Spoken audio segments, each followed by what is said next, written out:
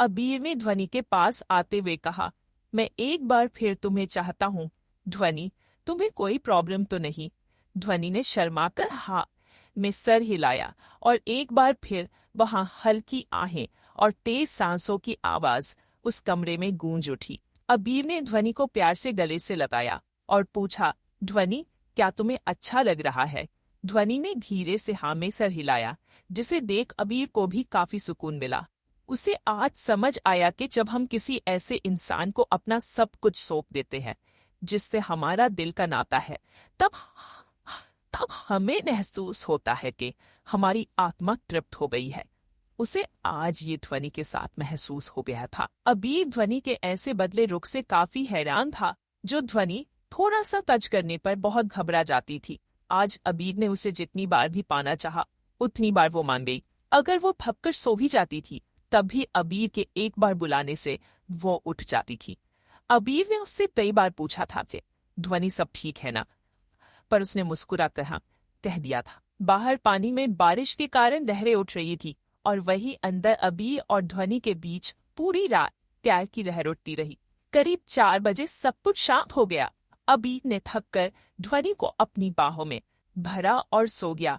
अबीर के सोते ही ध्वनि ने अपनी आंखें खोली और अबीर के माथे को चूम कहा, हम अब एक दूसरे से पूरी तरह से जुड़ चुके हैं। अब हमें कोई अलग नहीं कर सकता। अबीर जी, आप सिर्फ मेरे हैं और मैं सिर्फ आपकी। हमारे बीच अब चाहकर भी कोई नहीं आ सकता। आई लव यू ये कह वो धीरे से उठी और बाथरूम में चली गई। खुद को उसने जब शीशे में देखा तो अपने शरीर पर अबीर के प्यार की निशानी देख वह मुस्कुरा दी और फिर मुस्कुराते हुए उसकी आंखें नम हो गई। लॉस एंजलिस एक खाली सी रोड पर एक लड़की हाथ में कॉफी पकड़े कहीं जा रही थी। उसने एक पिंक कलर का जंपसूट पहना हुआ था और हाथ में कुछ फाइल्स और एक फोन था।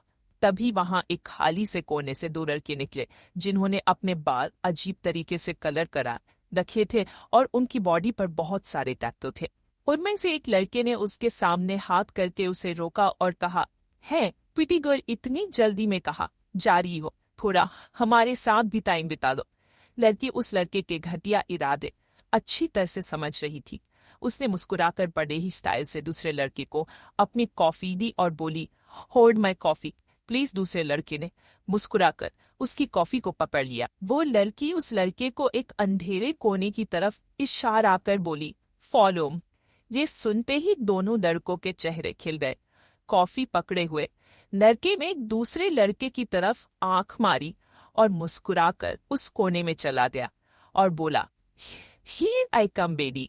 लड़की एक कुटिल मुस्कान के साथ बोली, आ बेटिया, 16 सोमवार मैंने तेरे लिए ही तो रखे थे, कब से तेरा ही इंतजार था।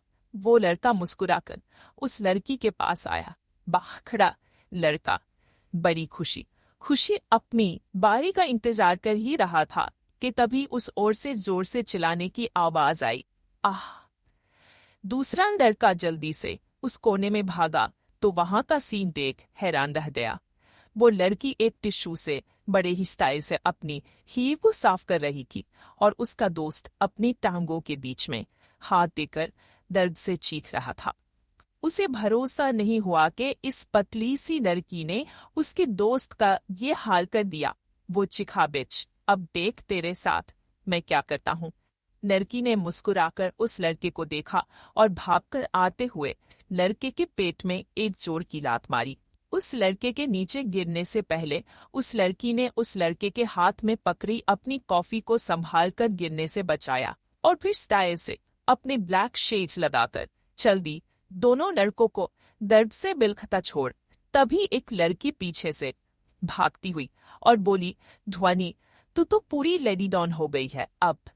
पहले तू कितनी मासूम और बेचारी सी हुआ करती थी, पर अब तो तू पूरी तबाही हो गई है। उसी बात सुन वो लड़की थोड़ा सा मुस्कुराई और बोली, दिव्या, मासूम लोगों को ये दुनिया जीने नहीं देती और किसी के लिए मुझे खुद को इम्प्रूव करना है।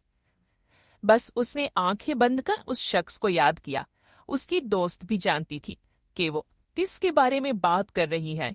लड़की के चेहरे पर कॉन्फिडेंस देखने वाला था। काफी कॉन्फिडेंट और डोमिनेंट पर्सनालिटी की मालकिन थी। वो और सबकी तरफ अपना ध्यान आराम से आकर्षित कर रही थी। जल्द ही वो लड़की एक बड़ी सी कंपनी के अंदर आ गई जिस पर एंड द फैशन वर्ल्ड लिखा हुआ था। उन शब्दों को देख बुढ़ी रुकी। उसकी आंखों में हल्की सी नमी तैर गई। फिर वो अंदर चली गई। अंदर जाते ही एक फाइल किसी ने उसकी तरफ फेंक कर मारी, पर इससे पहले कि वो फाइल उस लड़की को टच कर पाती, वो लड़की साइड में हट गई और वो फाइल नीचे गिर गई। ये देख वो लड़की दनादनती हुई उसकी तरफ आई और उस पर चिल्लाकर बोली, यू मिडिल क्लास बहन जी, तुम्हारी हिम्मत कैसे हुई मेरे डिजाइन कॉपी करने की और मीटिंग में उन्हें प्रेजेंट करने की। उस लड़की ने स्टाइल से अपने शेड्स निकाले और मेकअप में डूबकर आई। उस लड़की को ध्यान से देख बोली, देखो तुम्हारे आईक्यू से बहुत क्लियर हूं कि ऐसे डिजाइन बनाना तुम्हारे बस की बात तो है नहीं, क्योंकि इसमें टाइम एंड एफर्ट लगते हैं और तुम्हें मेकअप करने में ही सारा टाइम लग जाता है, तो it's really not possible for you.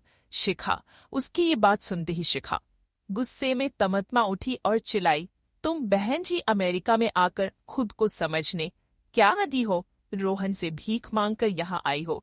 ध्वनि जी, वो हमारी ध्वनि की जो अब अमेरिका आ चुकी है और काफी स्ट्रांग और कॉन्फिडेंट हो चुकी है।